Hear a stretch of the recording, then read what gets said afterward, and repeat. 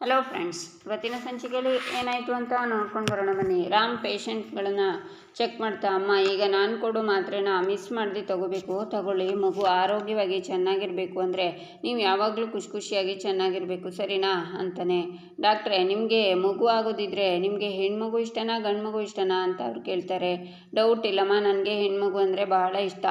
ಹೆಣ್ಮಗಳು ಅಂದರೆ ಅದೊಂಥರ ಫೀಲಿಂಗ್ ಬೇರೆ ಅಂತಾನೆ ರಾಮ್. ಯಾಕೆ ಡಾಕ್ಟರ್ ಸಾಹೇಬ್ರೆ, ಗಂಡು ಮಕ್ಕಳು ಅಂದರೆ ಅಲರ್ಜಿನಾ ಅಂತಾಳೆ ಪ್ರೇಮ. ಅಲರ್ಜಿ ಅಲ್ಲ ಕಣೆ, ಹೆಣ್ಮಕ್ಳು ಅಂದರೆ ಸಾಕ್ಷಾತ್ ಮಹಾಲಕ್ಷ್ಮಿ ಇದ್ದಂಗೆ. ಅವಳು ಹುಟ್ಟಿದರೆ ಇಡೀ ಮನೆಗೆ ಕಳೆ ಬಂದಂಗೆ, ಆ ಮನೆನ ಬೆಳಗು ದೀಪ ಕಣೆ ಅವಳು ಅಂತಾನೆ ರಾಮ್. ಹೋ ಹೋ ಹೋ, ಹಾಗಿದ್ರೆ ಗಂಡು ಮಗು ಮನೆಗೆ ಕತ್ಲೆ ತರ್ತಾರಾ? ಗಂಡು ಮಗು ಇಡೀ ಮನೆಗೆ ಗಟ್ಟಿ ಭದ್ರತೆ ಇದ್ದ ಹಾಗೆ, ಇಡೀ ಸಂಸಾರನ ಗಟ್ಟಿಯಾಗಿ ಹಿಡಿದು ನಿಲ್ಲಿಸೋ ಕಂಬ ಇದ್ದ ಹಾಗೆ ಅಂತಾಳೆ ಪ್ರೇಮ. ಅದೇನೋಪ್ಪ, ನನಗೆ ಹೆಣ್ಮಗು ಅಂದರೆ ಇಷ್ಟ. ಈಗ ನೋಡು, ನಮ್ಮ ಮನೇಲಿ ಏನೇ ಸಮಸ್ಯೆ ಆದರೂ ಧೈರ್ಯವಾಗಿ ದಿಟ್ಟವಾಗಿ ನೀನೇ ಅಲ್ವಾ ನಿಂತ್ಕೊಂಡು ಓಡಾಡೋದು. ನಿನ್ನ ಥರನೇ ನನ್ನ ಮಗಳು ಹುಟ್ಟಿದರೆ ಇಷ್ಟ ಅಂತ ನನಗೆ ಅಂತಾನೆ ರಾಮ್. ನೀನು ಹಳ್ಳಿಯವರಿಗೆ ಸೇವೆ ಮಾಡ್ತಿದ್ಯಾ, ಬಂಗಾರದಂಥ ಹೆಸರು ಗಳಿಸಿದ್ಯಾ. ಡಾಕ್ಟರ್ ರಾಮ್ ಅಂದರೆ ಎಲ್ಲರೂ ಎಷ್ಟು ಮರ್ಯಾದೆ ಕೊಡ್ತಾರೆ, ಅಂಥ ಮಗನೇ ನನಗೂ ಬೇಕು ಅಂತ ಆಸೆ ಅಂತಾಳೆ ಪ್ರೇಮ. ಹಾಗಲ್ಲ ಕಣೆ, ಈಗ ನಿನ್ನನ್ನೇ ನೋಡು, ಯಾರಾದರೂ ಬೇಜಾರಲ್ಲಿದ್ದರೆ ಅವರನ್ನು ತಕ್ಷಣ ನಗಿಸ್ತೀಯ, ಎಲ್ಲರನ್ನ ಪ್ರೀತಿಯಿಂದ ತಾಯಿ ಥರ ಆರೈಕೆ ಮಾಡ್ತೀಯ, ತುಂಬ ಚೆನ್ನಾಗಿ ಅಡುಗೆ ಮಾಡ್ತೀಯ, ಪ್ರೀತಿಯಿಂದ ಬಡಿಸ್ತೀಯ. ಅಂಥ ಮಗಳೇ ನಮಗೆ ಹುಟ್ಟಿದರೆ ಹೇಗಿರುತ್ತೆ ಯೋಚನೆ ಮಾಡು ಅಂತಾನೆ ರಾಮ್. ಯಾಕೋ ನಾನು ಬೇಜಾರಲ್ಲಿದ್ದರೆ ನೀನು ನಗಿಸಲ್ವಾ, ನೀನು ಸಮಾಧಾನ ಮಾಡಲ್ವಾ, ನೀನೇನು ಆರೈಕೆ ಮಾಡಲ್ವಾ, ನನಗೆ ಕಾಫಿ ಬೇರೆ ಪ್ರೀತಿಯಿಂದ ಮಾಡಿಕೊಡ್ತೀಯಾ. ನನಗೆ ಗಂಡು ಮಗುನೇ ಬೇಕು ಅಂತಾಳೆ ಪ್ರೇಮ. ನೋಡು, ನನಗೆ ಹೆಣ್ಮಗುನೇ ಬೇಕು ಅಷ್ಟೇ ಅಂತಾನೆ ರಾಮ್. ನನಗೂ ಅಷ್ಟೇ ಗಂಡು ಮಗುನೇ ಬೇಕು. ಏನಂತೀರ ನೀವೆಲ್ಲರೂ ಅಂತಾಳೆ ಪ್ರೇಮ. ಹೌದು, ನೀವೇ ಹೇಳಿ, ಗಂಡು ಮಗು ಬಯಸೋದು ಸರಿನಾ ಹೆಣ್ಮಗು ಬಯಸೋದು ಸರಿನಾ ಅಂತಾನೆ ರಾಮ್. ಡಾಕ್ಟರ್ ಹೇಳೋದು ಕರೆಕ್ಟು ಮೇಡಮ್, ನಮಗೆ ಹೆಣ್ಮಗುನೇ ಇಷ್ಟ, ನಿಮಗೂ ಹೆಣ್ಮಗುನೇ ಆಗಲಿ ಅಂತಾರೆ ಒಬ್ಬರು. ಕೇಳಿಸ್ಕೊಂಡ್ಯಾ ಅಂತಾನೆ ರಾಮ್. ಹೆಣ್ಮಗಳೇ ತಂದೆ ತಾಯಂದ್ರನ್ನ ಚೆನ್ನಾಗಿ ನೋಡ್ಕೊಳ್ಳೋದು ಅಂತಾರೆ ಇನ್ನೊಬ್ಬರು. ಈಗ ಹೆಣ್ಮಕ್ಳು ಯಾವುದಕ್ಕೂ ಕಡಿಮೆ ಇಲ್ಲ, ಎಲ್ಲದರಲ್ಲೂ ಸಾಧನೆ ಮಾಡ್ತಾರೆ. ಗಂಡು ಮಕ್ಕಳಿಗೆ ಹೋಲಿಸಿದರೆ ಹೆಣ್ಣಿಗೇನೆ ಎಲ್ಲದರಲ್ಲೂ ಪ್ರೀತಿ ವಾತ್ಸಲ್ಯ ಜಾಸ್ತಿ ಅಂತಾರೆ ಇನ್ನೊಬ್ಬರು. ಸರಿ ಆಯಿತು, ಎಲ್ಲರೂ ಇವ್ರ ಕಡೆನೇ, ನಾನು ಒಬ್ಬಳೇ ಆಗಿದ್ದೀನಿ ಇಲ್ಲಿ. ಹಾಗಿದ್ರೆ ಎಲ್ಲರೂ ಸೇರಿ ಹೆಣ್ಮಗುನೇ ಹಡ್ಕೊಳ್ಳಿ, ನನಗೇನು ಅಂತ ಸಿಟ್ಟಿಂದ ಹೋಗ್ತಾಳೆ ಪ್ರೇಮ. ಈಚೆ ಮಹಾದೇವ, ಅಮ್ಮ ಈ ಸೀರೆ ಇಷ್ಟ ಆಯ್ತಾ ನಿನಗೆ? 8 ದಿನ ಆಗೋಯ್ತಮ್ಮ ನಿನ್ನ ನೋಡಿದೆ, ನೀನೀಗ ಹುಷಾರಾಗಿ ಓಡಾಡ್ತೀಯಾ ಅನ್ನೋದನ್ನು ಕೇಳಿ ನನಗೆ ಹೋದ ಜೀವನೇ ವಾಪಸ್ ಬಂತು. ಯಾಕಮ್ಮ ಏನೂ ಮಾತಾಡ್ತಿಲ್ಲ, ನನ್ನ ಮ್ಯಾಕೆ ಇನ್ನೂ ಕೋಪನಾ? ಮಾತಾಡೋಕ್ಕಿಲ್ವಾ? ಸರಿ ಬಿಡು, ಈ ಸೀರೆ ಇಷ್ಟ ಆಯ್ತಾ ಇಲ್ವಾ ಹೇಳು ಅಂತಾನೆ ಮಹಾದೇವ. ನೋಡು, ನನಗೆ ನಿನ್ನ ಸೀರೆನೂ ಬೇಡ, ನಿನ್ನ ಮಾತು ಬೇಡ ಅಂತ ಸೀರೆನ ಅವನಿಗೆ ಕೊಟ್ಟು ಮೊದಲು ಇಲ್ಲಿಂದ ಹೋಗು ನೀನು ಅಂತಾರೆ ಕಲ್ಯಾಣಿ. ಯಾಕಮ್ಮ, ನಿನಗೆ ಹುಷಾರಿಲ್ಲ ಅಂತ ನಿನ್ನ ನೋಡೋಕ್ಕೆ ಓಡೋಡಿ ಬಂದೆ, ನೀನು ನೋಡಿದರೆ ನನ್ನ ಮುಖನೇ ನೋಡ್ತಿಲ್ವಲ್ಲ ಅಮ್ಮ ಅಂತಾನೆ ಮಹಾದೇವ. ಯಾಕೋ ನೋಡಲಿ, ಯಾಕೋ ನಾನು ಕೋಪ ಮಾಡ್ಕೋಬಾರ್ದು. ನೀನು ನನ್ನ ಜೊತೆ ಕಾವ್ಯನ ಮನೆಗೆ ಕರ್ಕೊಂಡು ಬರೋವರೆಗೂ ನಿನಗೆ ಆ ಮನೇಲಿ ಜಾಗ ಇಲ್ಲ, ಮನೇಲಲ್ಲ ನನ್ನ ಮನಸ್ಸಲ್ಲೂ ನಿನಗೆ ಸ್ಥಾನ ಇಲ್ಲ. ಒಂದು ಕ್ಷಣ ನನ್ನ ಕಣ್ಮುಂದೆ ನಿಲ್ಬೇಡ ನೀನು, ನನಗೆ ನಿನ್ನ ಮುಖನೂ ನೋಡೋಕ್ಕೂ ಇಷ್ಟ ಇಲ್ಲ, ಹೋಗು ಇಲ್ಲಿಂದ ಅಂತ ಅಳ್ತಾ ಕಲ್ಯಾಣಿ ಈಚೆ ಬರ್ತಾರೆ. ಈಚೆ ದಾಮಿನಿ ಸ್ಮೈಲ್ ಮಾಡ್ತಾ, ಬನ್ನಿ ಅಕ್ಕ ಬರೋಷ್ಟೊತ್ತಿಗೆ ಅರ್ಚನೆಗಾದರೂ ಬರ್ಸೋಣ ಅಂತಾರೆ. ಬಾ ಮಗಳೇ ಅಂತಾರೆ ಶ್ರೀಧರ್. ಈಚೆ ಪ್ರೇಮ ತಲೆಗೆ ಎಣ್ಣೆ ಹಾಕೋಬೇಕು ಅಂತ ತಟ್ಟೆ ತಗೊಂಡು ಬರುವಾಗ ರಾಮ್ ಬಂದು ಕುಡಿಲಿ ಅಂತ ತಟ್ಟೆನ ತಗೋತಾನೆ. ಕುಡಿಲಿ ಅದನ್ನು, ಹೋಗಿ ನೀನು ಪೇಷಂಟ್ನ ನೋಡ್ಕೋ ಅಂತಾಳೆ ಪ್ರೇಮ. ಪೇಷಂಟ್ ಎಲ್ಲ ಹೊರಗಡೆ ಹೋಗಿದ್ದಾರೆ, ಅದಕ್ಕೆ ನನ್ನ ಹೆಂಡ್ತಿನ ಕಾಳಜಿ ಮಾಡೋಣ ಅಂತ ಬಂದೆ ಅಂತಾನೆ ರಾಮ್. ಏನು ಬೇಕಾಗಿಲ್ಲ, ನನ್ನ ಕೆಲಸ ನಾನೇ ಮಾಡ್ಕೋತೀನಿ, ಕೊಡಿಲಿ ಅಂತಾಳೆ ಪ್ರೇಮ. ನಾನು ನನ್ನ ಮುದ್ದಾದ ಹೆಂಡ್ತಿಗೆ ತಲೆಗೆ ಎಣ್ಣೆ ಹಚ್ಚಿ ಮಸಾಜ್ ಮಾಡ್ತೀನಿ, ಕೂತ್ಕೋ ಬಾಯಿಲಿ ಅಂತ ತಲೆಗೆ ಎಣ್ಣೆ ಹಾಕಿ ಮಸಾಜ್ ಮಾಡ್ತಾ, ಏನು ಮೇಡಮ್ ಅವ್ರಿಗೆ ಇನ್ನೂ ಕೋಪ ಕಡಿಮೆ ಆಗಿಲ್ವಾ, ಒಂಚೂರು ನನ್ನ ನೋಡಿ ನಗಬಾರ್ದಾ ಅಂತಾನೆ ರಾಮ್. ನನಗೆ ಕೋಪ ಏನೂ ಇಲ್ಲ ರಾಮ್ ಅಂತಾಳೆ ಪ್ರೇಮ. ಈಗ ಏನು ತಪ್ಪು ಹೇಳಿದೆ ಅಂತ ಇಷ್ಟೊಂದು ಕೋಪ ಮಾಡ್ಕೊಂಡಿದ್ಯಾ? ನನಗೆ ಹೆಣ್ಮಗು ಇಷ್ಟ, ಅದನ್ನೇ ಹೇಳಿದ್ದು, ದೊಡ್ಡ ತಪ್ಪ ಈಗ ಅಂತಾನೆ ರಾಮ್. ಮತ್ತೆ ಅದನ್ನೇ ಹೇಳಬೇಡ ರಾಮ್, ಸುಮ್ಮನಿರು ಅಂತಾಳೆ ಪ್ರೇಮ.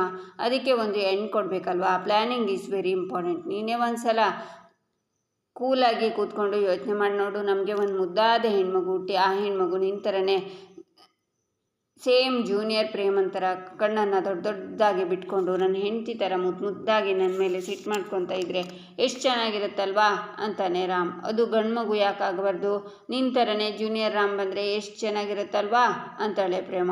ಇಷ್ಟ ಇಲ್ಲ ಅಂತ ಯಾರು ಹೇಳಿದ್ದು ಪ್ರೇಮ? ಆದರೆ ಹೆಣ್ಮಗಳಿಗೆ ಅಪ್ಪಂದರು ತುಂಬ ಕ್ಲೋಸ್ ಆಗ್ತಾರಂತೆ. ನಾನಂತೂ ಮುದ್ದಾಗಿ ವಟವಟ ಅಂತಿರೋ ಒಂದು ಹೆಣ್ಮಗು ಬೇಕು ನನಗೆ ಅಷ್ಟೇ ಅಂತಾನೆ ರಾಮ್.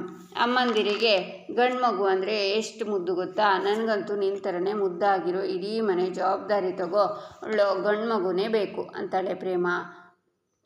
ಅದಕ್ಕಿನ್ನೂ ಟೈಮ್ ಇದೆ ಅಲ್ವಾ, ಆಗ ಯೋಚನೆ ಮಾಡೋಣ ಅಂತಾನೆ ರಾಮ್. ಟೈಮ್ ಇದೆ ಅಂದರೆ ಆಗಲ್ಲ, ನನಗಂತೂ ಗಂಡು ಮಗುನೇ ಬೇಕು, ನೀನು ಇದಕ್ಕೆ ಒಪ್ಕೊಳ್ಳೇಬೇಕು ಅಂತಾಳೆ ಪ್ರೇಮ. ಇಲ್ಲ ಕಣೆ, ಹೆಣ್ಮಗು ಬೇಕು ಅಂತಾನೆ ರಾಮ್. ಇಲ್ಲ, ನನಗೆ ಗಂಡು ಮಗು ಬೇಕು ಅಂತಾಳೆ ಪ್ರೇಮ. ನಾನು ನಿನ್ನ ಗಂಡ, ಡಾಕ್ಟ್ರ್ ಹೇಳಿದ ಹಾಗೆ ಕೇಳಬೇಕು ಅಂತಾನೆ ರಾಮ್. ನಾನೇನು ಹೆಂಡ್ತಿ ಕಣೋ, ನಾನು ಹೇಳಿದ್ದೆ ಫೈನಲು ಅಂತಾಳೆ ಪ್ರೇಮ. ಹೀಗೆ ಇಬ್ಬರು ಗಂಡು ಹೆಣ್ಣು ಅಂತ ವಾದ ಮಾಡ್ತಾ ಹಾಗೆ ಒಬ್ರನ್ನೊಬ್ರು ನೋಡ್ತಾ ನಂತರ ರಾಮ್, ಒಂದು ಸೊಲ್ಯೂಷನ್ ಇದೆ ಪ್ರೇಮ, ನಮ್ಮಿಬ್ಬರಿಗೂ ಅವಳಿ ಜವಳಿ ಮಕ್ಕಳಾದ್ರೆ ಹೇಗಿರುತ್ತೆ, ಒಂದು ಗಂಡು ಒಂದು ಹೆಣ್ಣು ಅಂತಾನೆ. ಹೋಗ ಅಂತಾಳೆ ಪ್ರೇಮ.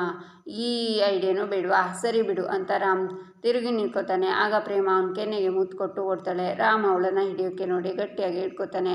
ಈಚೆ ಶ್ರೀನಿವಾಸ್ ಕಾಲು ತೊಳ್ಕೊಳ್ತಾ ಇರ್ತಾರೆ. ಕಲ್ಯಾಣಿ ಅಲ್ಲೇ ಹಿಂದ್ಗಡೆ ಅಳ್ತಾ ಬರ್ತಾರೆ. ಶ್ರೀನಿವಾಸ್ ಹೋಗ್ತಾರೆ. ಕಲ್ಯಾಣಿ ಬಂದು ಕಾಲು ತೊಳಿತಾರೆ. ಮಹಾದೇವ ನಿಂತ್ಕೊಂಡು ನೋಡ್ತಿರ್ತಾನೆ. ಶ್ರೀನಿವಾಸ ಹೋದ ಕಾಲಿನ ಹೆಜ್ಜೆ ಪಕ್ಕನೆ ಕಲ್ಯಾಣಿನೂ ಹೆಜ್ಜೆ ಇಡ್ತಾ ಹೋಗ್ತಾರೆ. ಆ ಹೆಜ್ಜೆನ ಮಹಾದೇವ ನೋಡ್ತಾನೆ. ಹೆಜ್ಜೆ ಹತ್ರ ಬಂದು ಆ ಹೆಜ್ಜೆಗೆ ನಮಸ್ಕಾರ ಮಾಡಿ ಕೈ ಮುಗಿತಾನೆ ಮಹಾದೇವ. ಈಚೆ ಶ್ರೀನಿವಾಸ್ ಕೈ ಮುಗಿದು, ಅಪ್ಪ ಜಗನ್ನಾಥ, ಸಾಕ್ಷಾತ್ ಅನ್ನಪೂರ್ಣೇಶ್ವರಿ ಥರ ಇರೋ ನನ್ನ ಹೆಂಡತಿ ಕಲ್ಯಾಣಿ, ಅವಳೆಲ್ಲೇ ಇದ್ದರೂ ಅವಳನ್ನು ಚೆನ್ನಾಗಿ ನೋಡ್ಕೊಪ್ಪ, ಅವಳು ಆಯಸ್ಸು ಗಟ್ಟಿಯಾಗಿರಲಿ, ನಾನು ಸಾಯೋದ್ರೊಳಗಡೆ ನನ್ನ ಕೊನೆ ಉಸಿರು ಎಳೆಯೋದ್ರೊಳಗಡೆ ಒಂದು ಸಲ ಯಾವಾದರೂ ಅವಳನ್ನು ನನಗೆ ತೋರಿಸ್ಬಿಡು, ಇದೇ ನನ್ನ ಕೊನೆ ಆಸೆ ಸ್ವಾಮಿ, ಇಷ್ಟೇ ನಾನು ಕೇಳ್ಕೊಳ್ಳೋದು, ಕರುಣಿಸಪ್ಪ ಅಂತ ಅಲ್ಲಿಂದ ಈಚೆ ಬರ್ತಾರೆ. ನಂತರ ಕಲ್ಯಾಣಿಯು ಬಂದು ದೇವ್ರ ಹತ್ರ ಬೇಡ್ಕೊಳ್ಳುವಾಗ ಮೇಲಿರೋ ಶ್ರೀನಿವಾಸ್ ಕುಂಕುಮದ ಪ್ಯಾಕೆಟನ್ನು ಹಿಡ್ಕೊಂಡು ಹಚ್ಕೊಳ್ಳುವಾಗ ಅದು ಕೈ ತಪ್ಪಿ ಕೆಳಗಡೆ ನಿಂತಿರೋ ಕಲ್ಯಾಣಿ ಹಣೆ ಮೇಲೆ ಬೀಳುತ್ತೆ.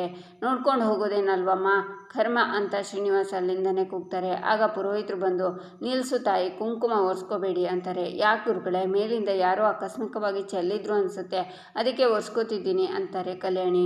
ದೇವಸ್ಥಾನದ ಪವಿತ್ರ ಆವರಣದಲ್ಲಿ ಮೇಲಿಂದ ಮುತ್ತೈದೆ ಹಣೆಗೆ ಕುಂಕುಮ ಬಂದು ಬೀಳೋದು ಸಾಕ್ಷಾತ್ ಆ ಭಗವಂತನೇ ಒಲಿದು ಬಂದ ಹಾಗೆ. ಇದು ತುಂಬ ಶುಭ ಸೂಚನೆ ತಾಯಿ, ನಿನ್ನ ಬದುಕಿನಲ್ಲಿ ಕಳೆದು ಹೋಗಿರೋ ಅತಿ ದೊಡ್ಡ ಭಾಗ್ಯ ವಾಪಸ್ ಸಿಗುತ್ತೆ ಅನ್ನೋದಕ್ಕೆ ಆ ಭಗವಂತ ಕೊಟ್ಟಿರೋ ಸಂಕೇತ ಇದು. ಹಾಗೇ ಇರಲಿ ತಾಯಿ, ಒರೆಸ್ಕೋಬೇಡ ಅಂತಾರೆ ಪುರೋಹಿತರು. ಆಯಿತು ಗುರುಗಳೇ, ನೀವು ಹೇಳಿದ ಹಾಗೆ ಆಗಲಿ, ಆ ತಾಯಿ ಇಷ್ಟ ಏನಿದೆಯೋ ಹಾಗೇ ಆಗಲಿ ಅಂತಾರೆ ಕಲ್ಯಾಣಿ. ಶುಭವಾಗಲಿ ತಾಯಿ, ದೀರ್ಘ ಸುಮಂಗಲಿ ಭವ ಅಂತಾರೆ ಪುರೋಹಿತರು.